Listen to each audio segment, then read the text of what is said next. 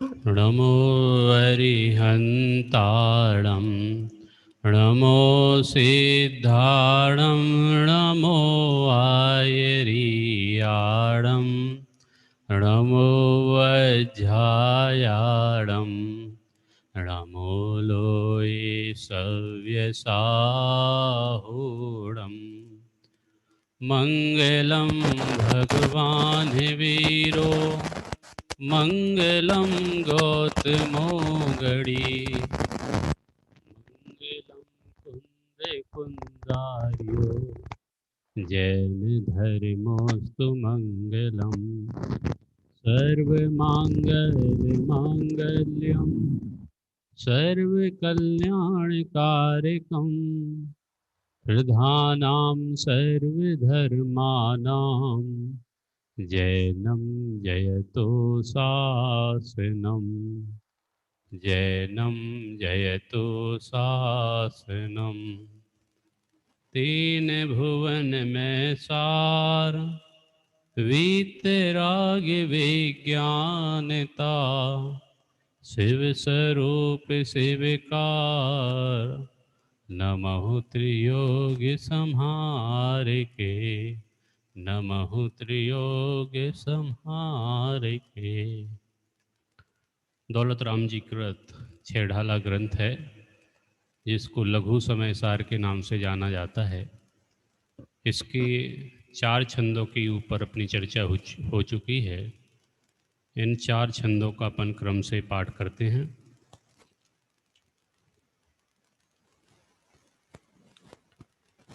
जे त्रिभुवन में जीवे अनंत सुख चाहे दुख ते भयवन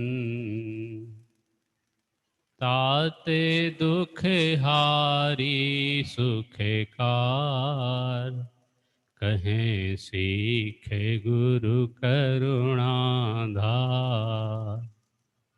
ताहि सुनो भवि मन तेरे आन जो चाहो अपनो कल्याण मोह महामद पियो अनादि भूल आप को भर मतवादी आस भ्रमण की है बहु कथा मैं कुछ कहूँ कही मुनियथा काल अनंत निगोध मझार वीत्यो एक इंद्रिय तन धार।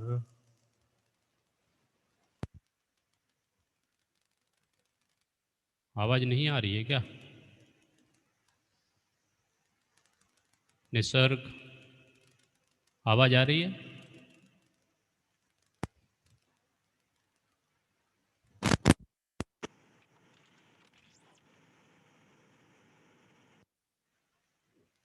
अभी आ रही है?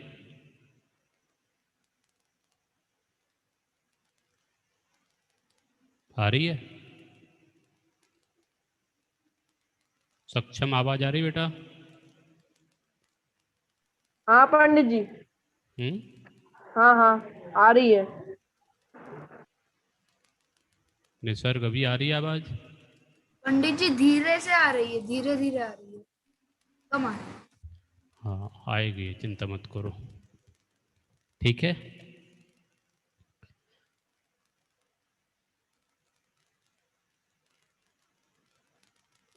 चलिए, 4 छंदों की अपनी चर्चा हो गई है, जिसमें चौथे छंद के आधार से अपन ने जो कल चर्चा की थी उसको कौन बता सकता है? चौथे छंद का माने 4 छंद सुनाना है और चौथे छंद का भावार्थ बताना है, ताकि आपके विषय का रिवीजन हो जाए।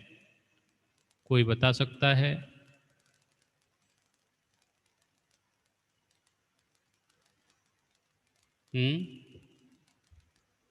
चलो 4 छंद सुनाओ भाई। निसर्ग, श्वेत, 2-2 करके सुना दो। हाँ। अरे तीन भुवन में सार, वीतराग विज्ञानता, शिव स्वरूप शिवकार, नमो त्रियोग समारिके, जय त्रिभुवन में जीव अनंत, सुख चाहे दुख दे भयवंत, दुख हारी सुखकार, कहे सीख गुरु करुणाधार। जो चाहू अपनो कर दिया, महामद पियो अनादि, भूल आपको भरमतवाद, दास ब्रह्मन की है बहु कथा, वे कछ कहूँ मुनि था, काल अनंत निगोद मजा, बीत्यो एक निरतन था। चलिए, इसका भावार्थ कौन बताएगा? चौथे छंद का क्या समझा आपने? क्या अर्थ निकलता है चौथे छंद का? कोई बता सकता है?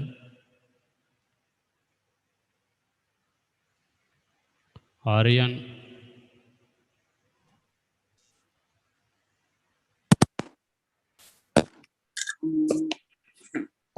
बोलो। चौदह छंद का अर्थ यह है कि इस संसार में जीव का घूमने का बहुत लंबा कथा है, जो हमारे आचार्यों ने ग्रंथों में लिखा है। मैं उसी कथा को संक्षेप में सुना रहा हूँ। अनंत कालों से यह जीव नित्य और इतर निगोद में एक इंद्रिय शरीर को धारण करके बिता रहा है। बहुत सुंदर।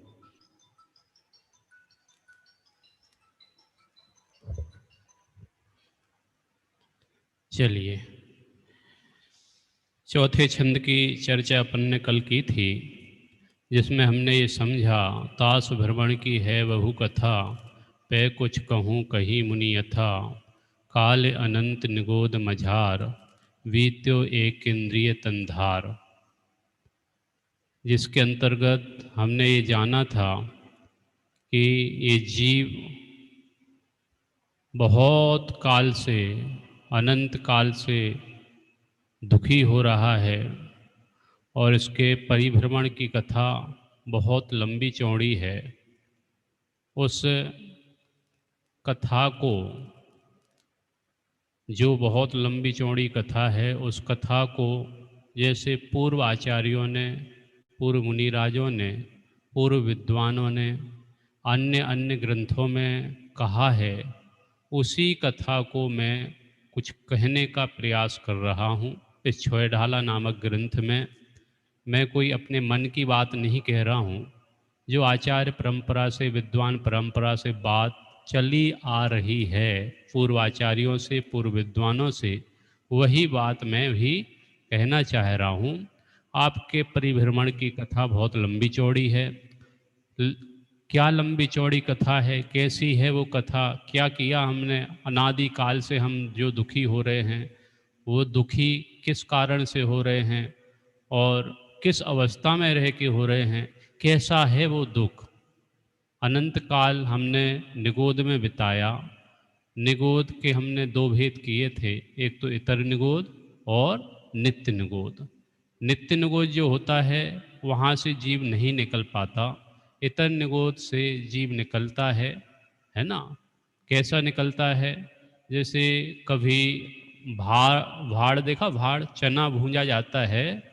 जिस घड़े में, जिस भार में चना भूंजा जाता है, चना भर भूजा देखा है आपने कभी? तो चने से कभी कभी वो एक आध चना कोई निकल के उछल के बाहर आ जाता है। वो चना सिक रहे होते हैं, और उन चने सिकते हुए चनों में से कोई एक आध चना क्या होता है? निकलता है, और कहाँ पहुंच जाता है? बाहर निकल जाता है। ऐसी ही अपनी हालत हुई है। हमने अनंत काल, तो ख्याल में आया ना, भव्य अनंत काल दक्ष कहाँ व्यतीत किया है? निगोद में व्यतीत किया है, निगोद में। और वहाँ पर कौन सी पर्याय धारण की? वीत्यो एक इंद्रिय तनधार। एक इंद्रिय पर्याय को धारण किया। मात्र एक स्पर्शन इंद्रिय थी हमारी, ख्याल में है ना? उसको धारण करके हमने अनंत काल निगोद में व्यतीत किया है। यहाँ जो निगोद की बात कही गई है वो कौन से निगोद की बात कही गई है? वही यहाँ पर साधारण अर्थात नित्य निगोद की बात कही गई थी। ख्याल में है ना? ये वनस्पति दो प्रकार की होती है, एक साधारण वनस्पति, एक प्रत्येक वनस्पति। साधारण माने जिस शरीर के अनंत स्वामी हों, जिस शरीर के स्वामी अनंत जीव हों। एक शरीर है और उसके जीव स्वामी कितने? अनंत। तो ऐसे साधारण वनस्पति और उसके दो भेद सूक्ष्म और बादर। ठीक है? ऐसे प्रत्येक वनस्पति जिसमें शरीर का एक ही स्वामी हो, एक शरीर का एक स्वामी हो और उसका भेद मात्र एक ही है। ऐसी अपन ने कल चर्चा कर ली थी।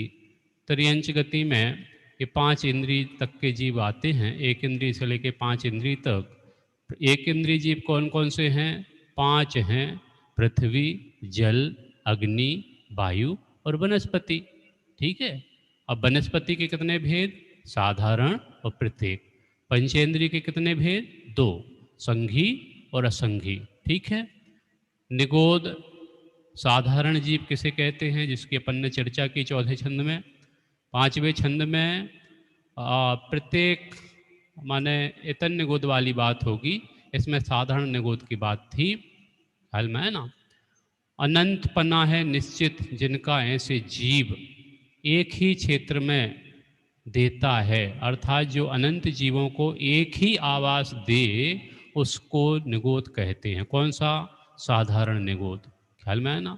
जिसके वहाँ निगोद में क्या होता है? बोले जिनका शरीर, आहार, स्वाक्षोस्वाद, जीवन, मरण एक साथ होता है, वे निगोदिया जीव होते हैं। ख्याल में है ना?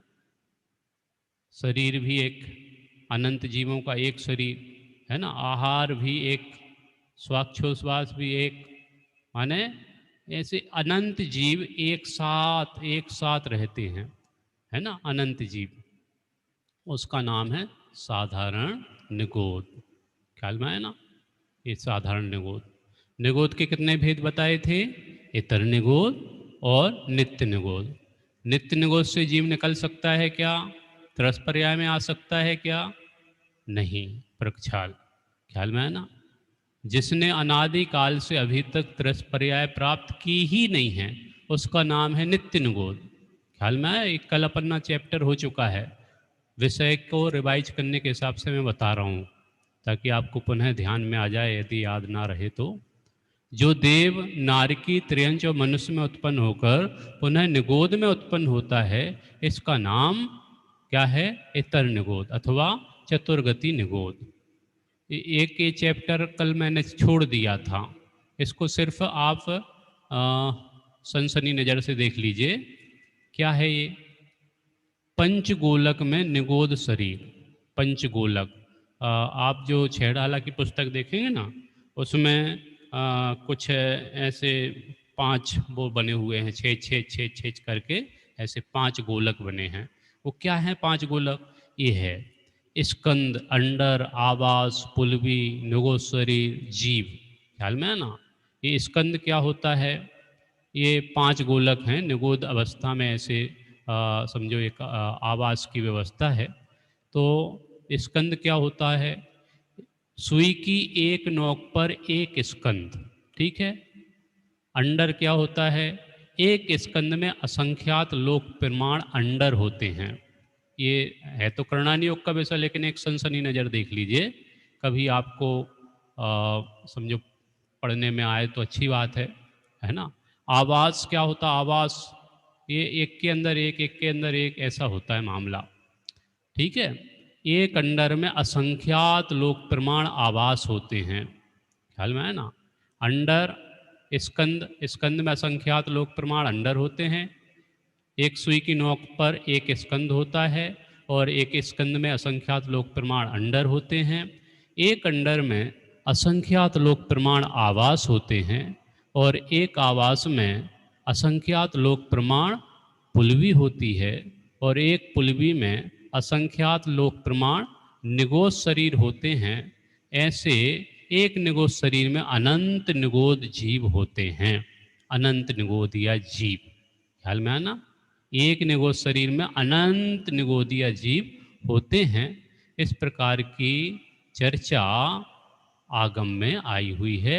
इसकी आप स्क्रीनशॉट ले लीजिए ताकि आपको ये विषय कभी कुछ आपको पढ़ना पड़े और आपको ध्यान में ना आवे, इसको आप स्क्रीनशॉट लेके अपनी कॉपी में उतार लेना। ख्याल में आया ना? चलिए अपन आगे बढ़ते हैं। सभी ने ले लिया होगा स्क्रीनशॉट, ख्याल में आया? जिनके वीडियो चालू ना हो वो वीडियो चालू कर सकते हैं, क्योंकि बिना वीडियो चालू किए मज़ा नहीं आता है। कल इस बात के लिए मैंने क्लास बंद कर दी थी, वीडियो चालू नहीं कर रहे थे बच्चे। तो यदि आपको क्लास बंद नहीं करनी हो तो वीडियो चालू कर लें, ठीक है? ये इसका परिमाप दिया है, इसको मैं छोड़ रहा हूँ, नहीं तो आप इसमें उलझ जाओगे। ये 5 गोलक का जो निगोद शरीर हैं, स्कंद, अंडर, आवास, पुलवी, निगोद, अनंत जीव राशि, ये ऐसा दिया गया है चित्र। आप चित्र उसको देख सकते हो। खैर अपना ये विषय अभी वर्तमान में अपन को नहीं लेना है, इसलिए सिर्फ आपको एक नज़र करने की दृष्टि से मैंने इसको दिखाया है। अब यहाँ पर अगला छंद, अपना चौथे छंद के बाद जो आ रहा है उसकी हेडिंग क्या है? निगोद का दुख, वहाँ से निकलकर प्राप्त की हुई पर्याय। ख्याल में है ना? 5वें छंद में क्या विषय पढ़ेंगे अपन? निगोद का दुख। निगोद में कैसा दुख है जो निगोद की चर्चा अपन कर रहे हैं, और वहाँ से निकलकर प्राप्त की हुई पर्याय। ख्याल में है ना? प्राप्त की हुई पर्याय कैसी है उसकी अपन चर्चा प्रारंभ करते हैं। ठीक है भैया? ये क्या आने लग गया बीच में? चलिए एक बार पढ़ेंगे छंद को। एक सांस में 8-10 बार, जन्म्यो मर्यो भर्यो दुख भार।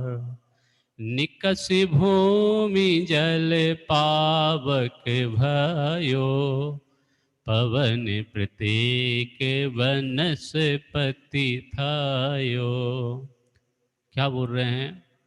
एक सांस में 8-10 बार, जन्म्यो मर्यो भर्यो दुख भार।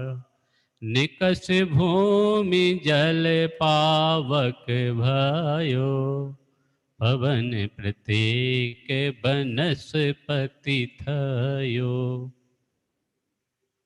जैसा कि छंद में बताया गया वैसे शब्द इजी हैं, फिर भी आप देखिए क्या मामला है, इस छंद में क्या कहना चाह रहे हैं।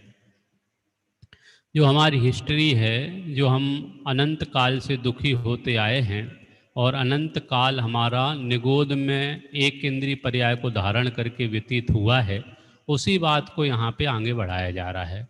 ये निगोद में हम जो अनंत काल व्यतीत किए ना आर्यन, तो वहाँ पर क्या अवस्था रही, कैसा दुख था वहाँ निगोद अवस्था में, कौन से दुख भोगे हमने, है ना? हमें लगता है ना कि पंडित जी साहब आप कहते ठीक हो, लेकिन हमारे पास इतना टाइम नहीं है कि आप क्लास में आ जाओ, फिर सुबह पूजन में आ जाओ, शाम को भक्ति में आ जाओ, है ना? और आप बोलते हो कि आप याद करो। ठीक है, ये सारी चीज़ें याद करनी हैं, आपका कोर्स याद करना है, तो समय नहीं है हमारे पास, समय नहीं है। ख्याल में है ना मोक्ष?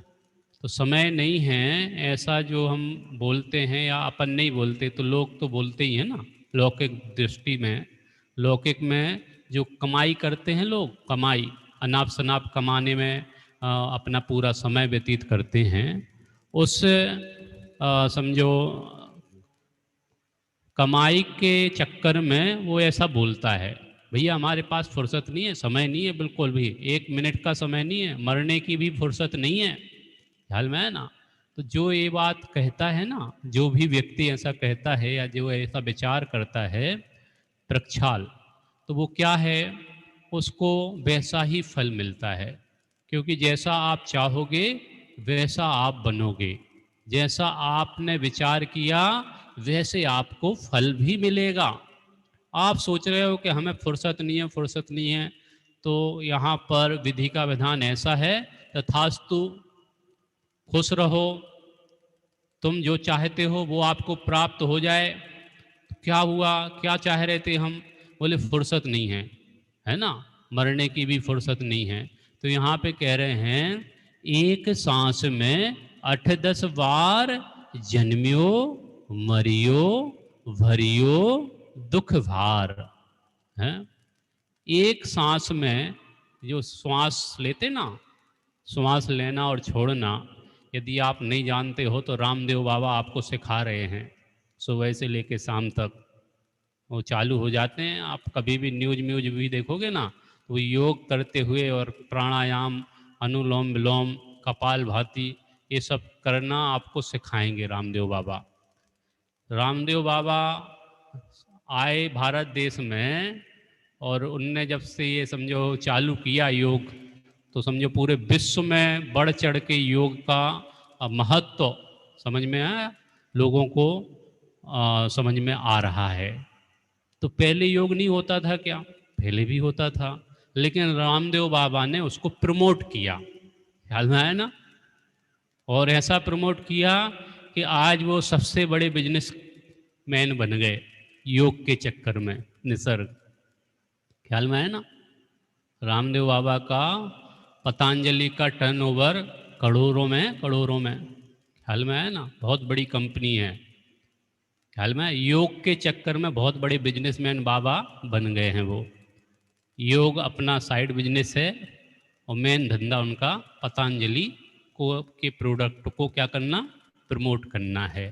खैर, जिसकी जैसी भावना पता नहीं मुझे, लेकिन एक बात तो अच्छी है कि शारीरिक दृष्टि से यदि योगों का उपयोग किया जाए, प्राणायाम का उपयोग किया जाए, है ना, काफ़ी राहत शारीरिक दृष्टि से मिलती है, और काफ़ी रोग समझो दूर रहते हैं यदि हम उस प्रक्रिया को अपनाते हैं। खैर, यहाँ पे जो बात कर रहे हैं ना, कि एक सांस में 8-10 बार जन्मियो मरियो भरियो दुख भार।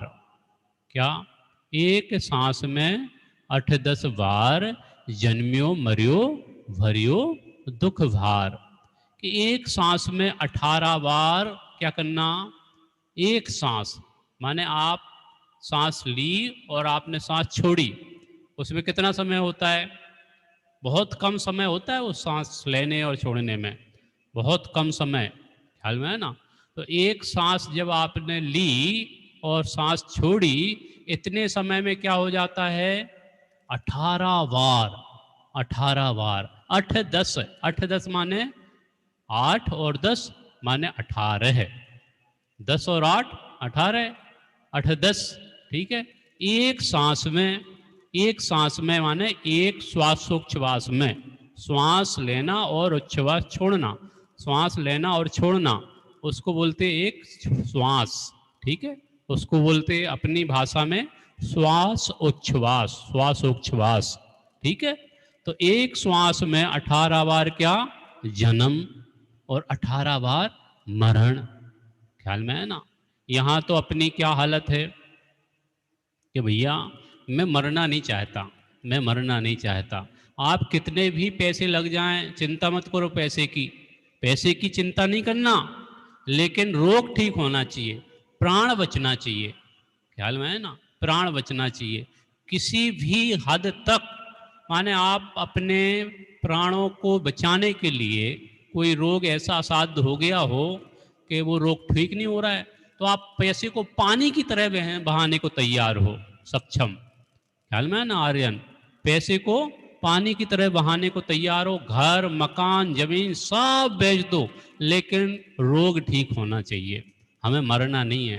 ये कोरोना ने बहुत परेशान कर रखा है, ये कोरोना हमको नहीं चाहिए, और हो भी जाए तो इससे हमें बचना चाहिए। वैक्सीन चाहिए, वैक्सीन कैसे भी मिले हैं, वो बीच में बहुत कालाबाजारी हो रही थी, पता नहीं हो रही कि नहीं हो रही, वो एक इंजेक्शन कौन सा है ना, रेडिएशन कौन सा है इंजेक्शन, 10 माने बहुत उसकी कीमत बहुत कम है, लेकिन कालाबाजारी में एक इंजेक्शन 20,000 30,000 में मिलता था। जिसको जैसा समझ में आया, लोगों को बहुत उसकी वो थी, वो मिल जाए माने हमारे प्राण बच जाएंगे। अमृत का काम कर रहा था वो इंजेक्शन या कोई दवाई। ठीक है, तो ये बात क्यों कह रहा हूँ मैं कि वास्तव में मरना हमको गवारा नहीं है, मैं नहीं मरना चाहता, मुझे नहीं मरना है, ख्याल में आया ना। क्यों? क्योंकि मर गए तो क्या होगा, कौन सी गति में जाएंगे, कौन सी गति में नहीं जाएंगे, क्या होगा क्या नहीं होगा, कोई ठिकाने तो है नहीं। मरने के बाद आप जो परिणाम करोगे ना, वैसे आपको गति मिल जाएगी स्वर्ग, ख्याल में है ना। तो क्या होगा, तो बोले हमें नहीं मरना, हमें नहीं मरना, हमें नहीं मरना। और आप मरना है नहीं, और आप मरने के माने नहीं मरने का कुछ उपाय जो भी बन सकता है वो आप करते हो। तो बोले आप कितनी कोशिश कर लो, कितना ही कुछ कर लो, लेकिन यदि आपने अपने स्वरूप को नहीं जाना, ख्याल में है ना, अपने स्वरूप को नहीं जाना, तो बार बार आपको क्या करना पड़ेगा, मरना पड़ेगा। क्योंकि यहाँ दौलत राम जी ने स्पष्ट, एक कहानी किसी दूसरे की नहीं है, एक कहानी हमारी और आपकी है जो यहाँ पे बताई जा रही है। क्या कहानी बताई जा रही है कि एक सांस में 8-10 बार, क्या बोले, एक सांस में 8-10 बार, जन्म्यो मरियो भरियो दुख भार। ख्याल में है ना कि एक सांस में 18 बार तो ये जीव जन्म लेगा, और 18 बार क्या करेगा, मरण करेगा। 18 बार जन्म लेना, 18 बार मरण करना, कल्पना कर सकते हो? आप सोचते थे ना कि हमें मरने की फुर्सत नहीं है, आपको मरने की फुर्सत नहीं मिलेगी, इतने बार आपको बनना पड़ेगा, इतने बार आपको जन्म लेना पड़ेगा। अरे भैया, एक सांस में 18 बार जन्म लेना, 18 बार मरण करना, आप एक मरण के लिए तो कितने आकुलित व्याकुलित होते हो, मुझे नहीं मरना, मुझे नहीं मरना, मैं नहीं मरना चाहता हूं, है ना, क्या होगा क्या होगा। और वहां पे तो मरने की ही फुर्सत नहीं है, 18 बार जन्म, 18 बार मरण, कैसा दुख होगा। एक मरण के लिए आप कितने दुखी होते हो, वहां तो जन्म मरण जन्म मरण जन्म मरण जन्म मरण, ख्याल में है ना, ऐसा कितनी बार कितनी बार। वहां तो कोई काम ही नहीं दूसरा। कहाँ की बात चल रही है, कहाँ की बात चल रही है, ये निगोद की बात चल रही है भैया। कौन सा निगोद, कौन सा निगोद, ख्याल में है ना। यहां पर इतर निगोद की नित्य निगोद, ये निगोद की बात है, जहां पर एक शरीर के आश्रित अनंत जीव होते हैं, अनंत जीव। ऐसे आलू प्याज लहसुन, ख्याल में है ना, लहसुन आलू प्याज, ये जो मूलभूत सब्जियां हैं अन्य लोगों के लिए, इनके बिना उनका काम नहीं चलता। जैनियों को तो बहुत कम, ये समझो ये जैनियों के तो घरों में ही नहीं आती हैं, यदि आती हों तो आप समझ लेना कि क्या आपकी दृष्टि है और क्या आप कर रहे हो, आप सोच नहीं सकते हो, कल्पना नहीं कर सकते हो। वहाँ से निगोद अवस्था में कितना दुख हुआ, कितना दुख हुआ, बोले दुख भार, ऐसा मानो लगता है दुख का पहाड़ टूट पड़ा हो, है ना। दुख का आप कल्पना करो, एक बार जन्म और एक बार मरण में कितना दुख होता है, ख्याल में है ना। तो कितना दुख होता होगा, 18 बार जन्म 18 बार मरण एक सांस में, और फिर कितना जीवन, सिर्फ एक सांस का जीवन है क्यों वहां पे भैया। जीवन तो आप जितनी आयु लेके आए उतनी बार आपको आयु पूरी करनी पड़ेगी। तो जन्म मरण जन्म मरण जन्म मरण जन्म मरण जन्म मरण, अनंत काल ऐसा हमारा जन्म मरण करते हुए निगोद अवस्था में व्यतीत हुआ। ख्याल में आए ना। फिर क्या किया, निगोद अवस्था से जैसे तैसे इतर निगोद में आए, और इतर निगोद से हमने चने के भार के जैसे एकाध चना उस भार में से निकल जाता है, वो चट के बाहर आ जाता है, ऐसा लाखों करोड़ों अनंत जीवों में से एकाध जीव उस इतर निगोद से अन्य कोई दूसरी पर्याय में जाता है। तो अन्य दूसरी पर्याय कौन सी है भैया, कौन सी पर्याय है? निगोद से निकले तो स्थावर पर्याय में गए, स्थावर पर्याय में। ख्याल में है ना। तो निगोद तो हमारा परमानेंट एड्रेस है, प्रक्षाल। निगोद क्या है? हमारा परमानेंट एड्रेस। और निगोद से निकले तो हम कहाँ गए? तो बोले स्थावर पर्याय में गए। तो स्थावर पर्याय कौन कौन सी थी? तो यहाँ पे देखो, निकस भूमि जल पावक भयो, पवन प्रत्येक वनस्पति थायो। निकस भूमि, भूमि माने पृथ्वी, वहां से इतर निगोद से निकला ये जीव। ख्याल में आया ना। 18 बार जन्म मरण वाले दुखों से जैसे तैसे उसको मुक्ति मिली, वहां से वो छूटा सक्षम, तो क्या किया, वहां से निकलकर पृथ्वी कायक हुआ। पृथ्वी कायक, निकसी भूमि, भूमि माने पृथ्वी कायक जीव बना। और क्या बना? जल, जल माने जल कायक जीव, जल कायक जीव। जल भी जीव है, हम तो बोलते हैं जल ही जीवन है, हैं? जल ही जीवन है।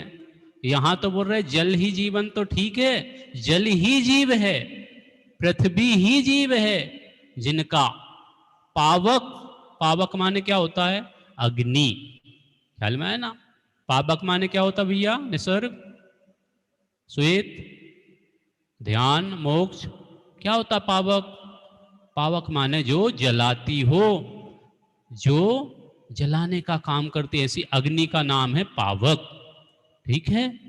तो निकसी, वहां से निकलकर भूमि कायक हुआ, भूमि कायक जीव बना, कभी जल कायक जीव बना, कभी अग्नि कायक जीव बना भयो।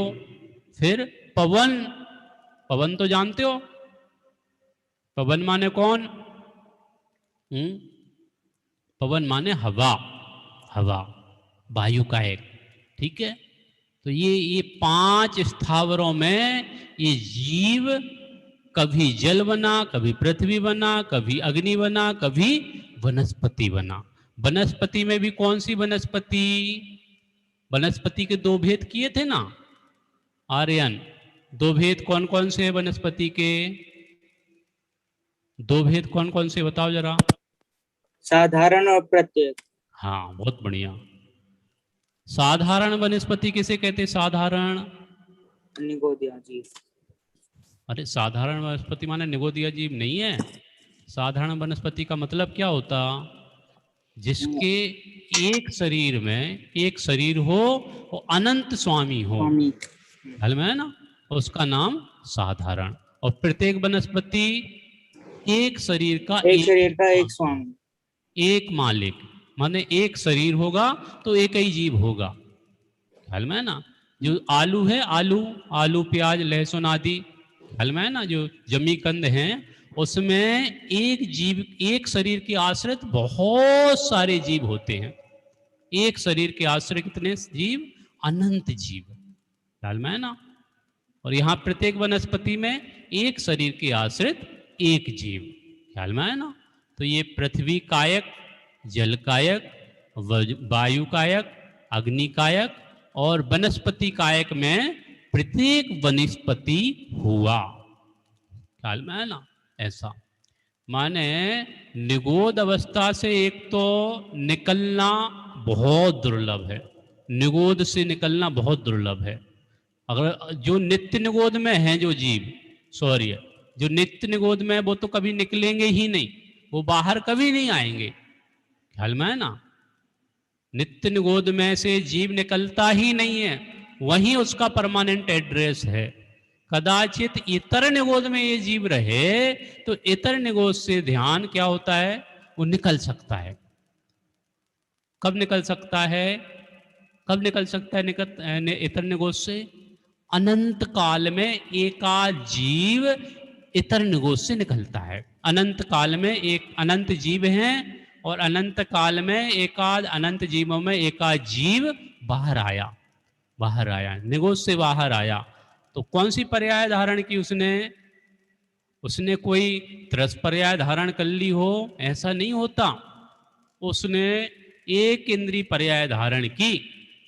वैसे एक उदाहरण भरत चक्रवर्ती के पुत्रों का मिलता है कि वो निगोद से डायरेक्ट निकल के, ख्याल में है ना, मनुष्य हुए थे, मनुष्य, और फिर मोक्ष चले गए थे।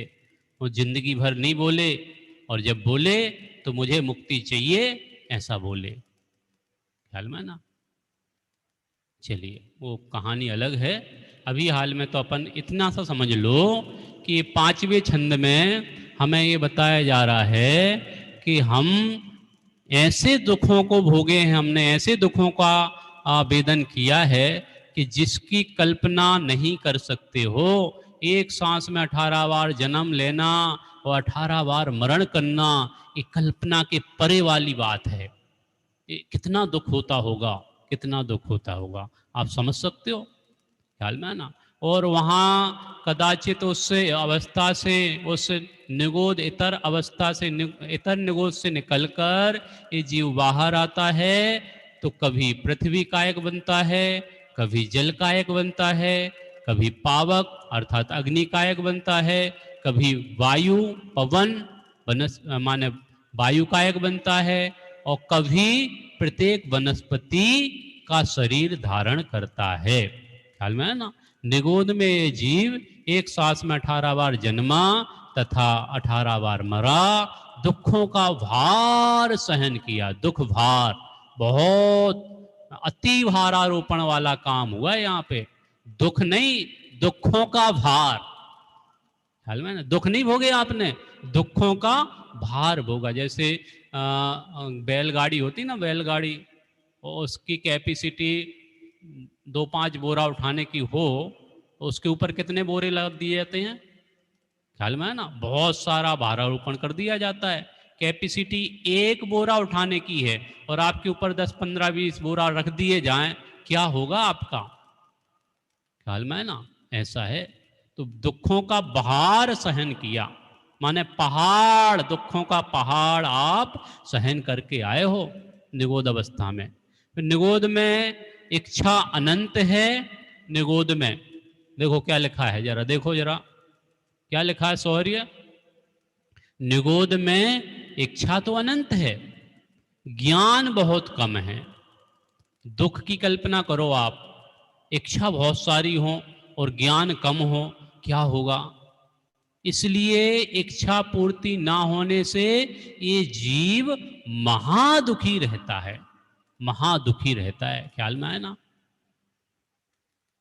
देखो, एक इंद्रिय पर्याय के दुख, पृथ्वी कायक, जल कायक, अग्नि कायक, वायु कायक, प्रत्येक वनस्पति, ख्याल में है ना।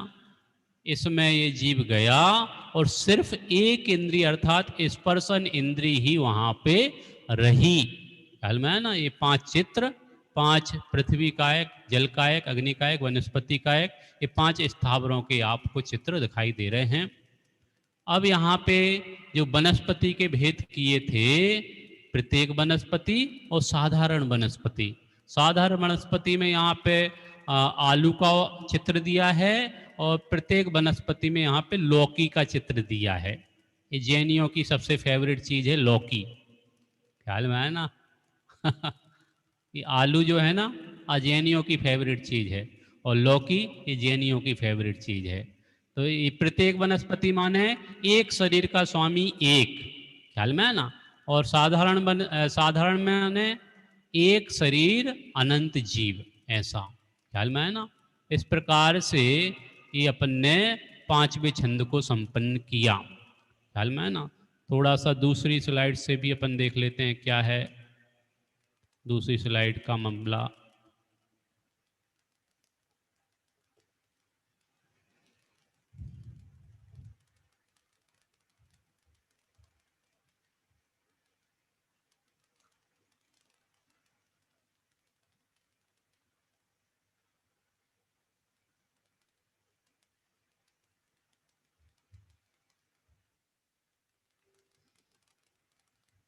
देखो, निगोद साधारण वनस्पति में इस जीव ने एक सांस मात्र जितने समय में 18 बार जन्म मरण करके वह दुख सहन किए। ठीक है, ये आपको छह ढाला में अर्थ ऐसा का ऐसा मिल जाएगा। ये छह ढाला के छंद का अर्थ है, माने पांचवें छंद का जो अपन ने छंद पढ़ा, एक सांस में 8-10 बार जन्म्यो मर्यो भर्यो दुख भार, निकस भूमि जल पावक भयो, पवन प्रत्येक वनस्पति थयो। वहां से निकलकर पृथ्वी कायक, जल कायक, अग्नि कायक, प्रत्येक वनस्पति कायक जीव के रूप में उत्पन्न हुआ। 5 स्थावर तो आप जानते ही हो। अब एक श्वास की यहाँ पे कैलकुलेशन बताया। देखो जरा, एक श्वास क्या होता है। 48 मिनट में कैलकुलेशन आप स्क्रीनशॉट ले सकते हो, ख्याल में है ना। स्क्रीनशॉट ले लीजिए आप, ये आपको मिलेगा कि नहीं मिलेगा, इसलिए आप जरा देख लो, ध्यान दो। 48 मिनट में 3773 3773 3773 श्वास होते हैं 48 मिनट में, ख्याल में है ना। 48 मिनट में कितने श्वास? 3773 श्वास होते हैं। ठीक है भैया। अब देखो जरा, तो एक मिनट में कितने श्वास? 78.60, ख्याल में है ना। 78 श्वास एक मिनट में, ख्याल में है ना। 78 श्वास एक मिनट में, यानी एक श्वास में 0.676 माने 76, 0.76 क्या सेकंड एक श्वास में होते। माने सेकंडों का कैलकुलेशन करो ना। एक श्वास माने कितने सेकंड? एक श्वास माने 0.76 सेकंड, माने इतने 76 0.76 सेकंड में 18 बार जीवन मरण हो जाता है, ख्याल में है ना। एक श्वास का कैलकुलेशन, एक श्वास में कितने सेकंड हो गया? 76 सेकंड समझ लो आप। 0.76 लिखा ना, तो माने एक सेकंड का भी 76वां हिस्सा 0.76, इसमें 18 बार जन्म और 18 बार मरण, ख्याल में है ना। ऐसा एक कैलकुलेशन यहाँ पे दिया है, ख्याल में आया। चलिए अब यहाँ पे तथ्य क्या है? सारे निगोदिया जीव श्वास के 18वें भाग में जन्म मरण नहीं करते। दक्ष, ऐसा नहीं है कि निगोदिया जीव हैं तो सारे के सारे निगोदिया जीव क्या करते होंगे? 18 बार जन्म लेते होंगे और 18 बार मरण करते होंगे एक श्वास में। नहीं, यहाँ पे आप थोड़ा सा अपना दिमाग लगाइए और ध्यान दीजिए। क्या सारे निगोदिया जीव एक श्वास के 18वें भाग में जन्म मरण नहीं करते? तो क्या है मतलब? केवल अपर्याप्त निगोदिया जीव, ख्याल में है ना। पर्याप्त और अपर्याप्त, ये दो वर्ड आपने सुने होंगे कि नहीं सुने? यहाँ पे सुनो जरा, सॉरी। केवल अपर्याप्त जीव मोक्ष, अपर्याप्त निगोदिया जीव ही ऐसे हैं जो श्वास के 18वें भाग में जन्म मरण करते हैं। सारे निगोदिया जीव श्वास के 18वें भाग में जन्म मरण नहीं करते हैं, ख्याल में आया ना। अन्य पर्याप्तक निगोदिया जीवों की आयु अधिकतम अंतर मुहूर्त तक होती है ना। जो अपर्याप्त की बात करी अपन ने, अपर्याप्तक निगोदिया जीव जिनको पर्याप्तियां पूरी नहीं होती हैं, ऐसे जीव 18वें भाग में, श्वास के 18वें भाग में जन्म मरण करते हैं। लेकिन जो पर्याप्तक निगोदिया जीव हैं वो, उनकी आयु कितनी होती? बोले अधिकतम अंतर मुहूर्त तक उनकी आयु हो सकती है, श्वेत। ख्याल में आना? ये थोड़ा सा विशेष बताया जा रहा है। छंद तो आपने पढ़ लिया, छंद का अर्थ पढ़ लिया, बहुत इजी है, लेकिन इसमें थोड़ा सा निगोदिया जीव को और श्वास के 18वें भाग वाली स्थिति जो है उसको समझाया जा रहा है। ख्याल में है ना? ये भी अपन को थोड़ा सा जान लेना चाहिए। ख्याल में है ना? आपसे पूछा जाए कि भैया क्या है, सारे निगोदिया जीव 18 बार जन्म मरण करते हैं क्या? तो आपका जवाब क्या होगा?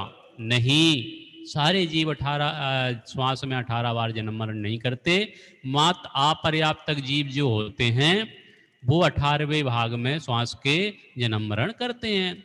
लेकिन जो पर्याप्तक जीव होते हैं वो अंतर मुहूर्त तक उनका जीवन होता है। अधिकतम जीवन उनका कितना होता है?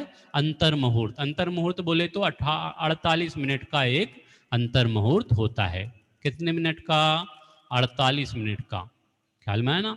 देखो आगे क्या लिख रहे हैं, नित्य निगोद से निकलकर यह जीव स्थावरों में पैदा होता है। नित्य निगोद से निकल के कहाँ जाता है? स्थावर पर्याय में जाता है। लेकिन स्थावर में ही पैदा हो ऐसा नियम नहीं है। ख्याल में है ना? यहां पर तो क्रम तो ऐसे ही बताया है कि निगोद अवस्था से निकलेगा ध्यान, ये जीव निगोद अवस्था में 18 बार जन्म मरण वाली स्थिति में रहे और उसके बाद वहां से निकले तो कहाँ जाएगा? वो स्थावर में जाएगा। स्थावर के बाद फिर वो त्रस पर्याय में आएगा। त्रस पर्याय में भी 2 इंद्री, 3 इंद्री, 4 इंद्री, पंचेंद्री, ऐसे क्रम क्रम क्रम क्रम से आगे बढ़ेगा ऐसा। लेकिन यहाँ पे क्या कह रहे हैं कि नित्य निगोद से निकलकर यह जीव स्थावरों में पैदा होता है, लेकिन स्थावरों में ही पैदा हो ऐसा नियम नहीं है। कोई नियम नहीं है ऐसा कि भैया तुम निगोद में जाओगे ना, निगोद में आप रहोगे तो निगोद से निकलोगे तो स्थावर में ही जाना पड़ेगा, ऐसा कोई नियम नहीं है। निगोद में निगोद से निकल के स्थावर में आएगा, कदाचित आ भी सकता है, कदाचित नहीं भी आ सकता है। अन्य त्रस जीवों में भी सीधे पैदा हो सकता है। इसके लिए उदाहरण भरत चक्रवर्ती के पुत्रों का दिया जाता है। निसर कुछ पूछना है? हाथ क्यों खड़ा कर? सर डाउट है। क्या बताओ? सर लोग बोलते हैं कि साथ ही जन्म होता है और ये इसमें लिखा है कि एक ही सांस में 18 बार जन्मता है और मरता है। मतलब लोग बोलते हैं ना साथ ही जन्म होते हैं। 7 जन्म, 7 हाँ। जन्म, जन्म का 7 है, हमारा तुम्हारा है 7 जन्म। और इसमें लिखा है एक श्वास में 18 बार जन्मता और मरता है। हाँ तो वो 7 जन्म नहीं होता है, वो तो क्या है काल्पनिक कल्पना है। वो पिक्चर एक्चर में 7 जन्मों का कसमें खाते हैं हम, आप और हम जो है ना, 7 जन्मों में 7 जन्मों तक हम साथ में रहेंगे, ऐसा शादी के समय में 7 फेरे लेते हैं और 7 जन्मों के भावना भाते हैं कि 7 जन्मों तक हमारा और आपका साथ रहे। ख्याल में है ना? वो कोई समझो कपोल कल्पना ही है मात्र। जन्म मरण तो बहुत है ना, ठिकाने नहीं है जन्म मरण के। ठीक है, ये जीव कहाँ जाएगा कहाँ नहीं जाएगा, कितने जन्म मरण धारण करेगा, कोई ठिकाने नहीं है। ख्याल में है ना? और ये निगोद अवस्था में भी आप ये नहीं कह सकते हो कि एक सांस में 18 बार जन्म मरण होगा, क्योंकि ये सिर्फ अपर्याप्तक जीव को ही कहा जाता है कि 18 बार जन्म मरण। बाद बाकी निगोदिया जीव भी 48 मिनट तक जीवित रहते हैं, है ना। एक सांस में 18 बार जन्म लेना, 18 बार मरण करना, ये तो सिर्फ और सिर्फ अपर्याप्तक जीव को ही कहा जाता है। ठीक है भैया, ख्याल में आ गया? ऐसा है। चलो जरा अब क्या बात कर रहे हैं यहाँ पर, ये पर्याप्त और अपर्याप्त क्या मामला है? ये पर्याप्त अपर्याप्त, अभी आप पर्याप्त की बात कर रहे हो और अपर्याप्त की बात कर रहे हो, तो है क्या ये पर्याप्त और अपर्याप्त? जरा इसको भी देख लो। ठीक है, जीव की शक्ति की पूर्णता को पर्याप्ति कहते हैं। जिनकी पर्याप्ति पूर्ण होती है उसे पर्याप्त जीव कहते हैं। ख्याल में आया ना। जिसकी शक्ति हो, सामर्थ्य हो, जीव की शक्ति की पूर्णता को क्या कहते हैं? पर्याप्ति कहते हैं। और जिनकी पर्याप्ति पूर्ण हो उसे पर्याप्त जीव कहते हैं। अपर्याप्त जो अपना विकास, डेवलपमेंट पूर्ण नहीं करेगा, श्वास के 18वें भाग अंतर मुहूर्त में ही मरण को प्राप्त हो जाएगा। ख्याल में है ना। श्वास के 18वें भाग में ही जिनका जन्म मरण हो वो है अपर्याप्त, और जिसकी शक्ति पूर्ण हो वह पर्याप्त है। ये अपनी चर्चा यहाँ तक संपन्न हुई। अब अगले छंद का विषय क्या है? त्रियंच गति में त्रस पर्याय की दुर्लभता और उसका दुख। ठीक है, त्रियंच गति में कैसे दुख हैं? ये जीव कभी निगोज से स्थावर पर्याय में आया और स्थावर पर्याय से कदाचित निकले तो वो त्रस पर्याय में जाएगा। तो त्रस पर्याय की दुर्लभता कैसी? ये त्रियंच पर्याय में जाएगा, त्रस में भी त्रियंच पर्याय में जाएगा, तो कैसी दुर्लभता है उस त्रियंच पर्याय की, कैसी दुर्लभता है त्रस पर्याय की, और उसमें कैसे दुख हैं, इसकी चर्चा छठवें छंद के आधार से चलेगी। छठवां छंद अपन एक बार पढ़ लेते हैं, विशेष चर्चा तो अपन कल करेंगे क्योंकि समय हो गया है। दुर्लभ लही जो चिंतामणि, त्यों पर्याय लही त्रसिताणी, लट पिपेले अली आदि शरीर, धर धर मरियो सही बहु पीर। सभी लोग बोलें एक साथ, एक साथ सभी लोग बोलें भाई। दुर्लभ लही जो चिंतामणि, त्यों पर्याय लही त्रसिताणी, लट पिपेले अली आदि शरीर, धरे धरे मरियो सही बहु पीरे। ख्याल में आया? ये छठवां छंद जो कि इसमें सामान्य चर्चा कर लें, विशेष चर्चा अपन कल कर लेंगे, 2 मिनट का समय है अपने पास। ख्याल में है ना? क्या कह रहे हैं? दुर्लभ लही ज्यों चिंतामणि, त्यों पर्याय लही त्रस्तणी। कि ये दुर्लभ है। क्या दुर्लभ है? कि जैसे चिंतामणि प्राप्त करना दुर्लभ है ना, चिंतामणि रत्न किसी को मिल जाए ये साधारण बात नहीं है, ये बहुत असाधारण बात है, मिलना मुश्किल है। चिंतामणि रत्न किसे कहते हैं?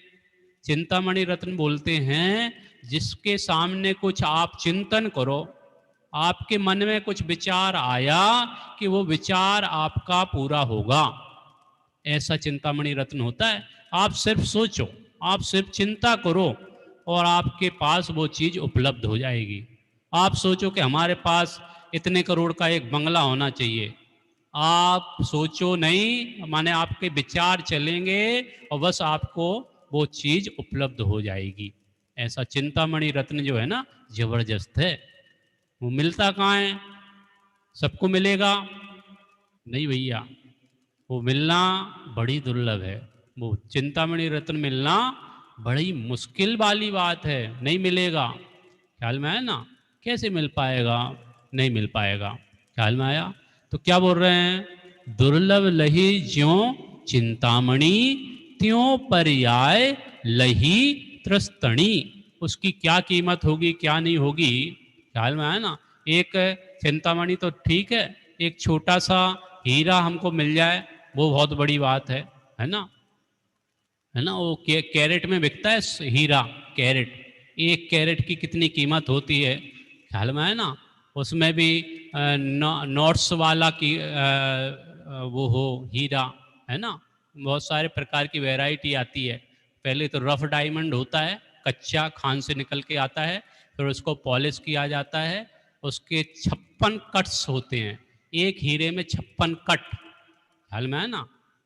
थोड़ा बहुत मैंने भी हीरे का काम सीखा है एक ज़माने में, तो हमको थोड़ा बहुत मालूम है।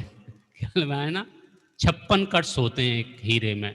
वो हीरा जो होता है वो उसकी कीमत बहुत ज़्यादा होती है। ख्याल में है ना? सोने से भी ज़्यादा महंगा हीरा होता है।